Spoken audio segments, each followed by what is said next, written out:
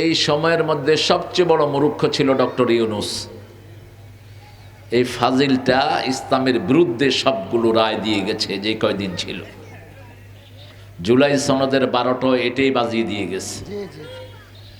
আস্তে আস্তে প্রকাশিত হবে উনি যে কত শেয়ানা গাবুর, ইসলামের সাথে তার কোনো সম্পর্ক নাই, আগা গোড়া বেনামাজি একটা লোক।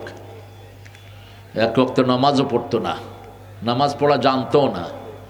ঈদের নামাজে দেখছেন না কি করছে, আল্লাহু আকবার কইছে, পরে সেজদায় চলে যাচ্ছিল, আশেপাশে দেখে পরে বসে রয়েছে। আল্লাহ তাকে মরার আগে হেদায়েত দান করুক। 80 বছর বয়স, তারপরেও দুনিয়ার লোভ তাকে ছাড়ে নাই। সারাদিন চোখে মুখে ছিল দুনিয়া। যতগুলো উপদেষ্টা নিয়োগ করেছে, শুধু ধর্মীয় উপদেষ্টা ছাড়া বাকি সবগুলো ইসলাম বিরোধী, একটাও ইসলামের পক্ষে না।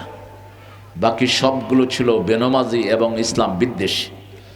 আল্লাহ শয়তানদের থেকে বাংলাদেশকে হেফাজত করুন।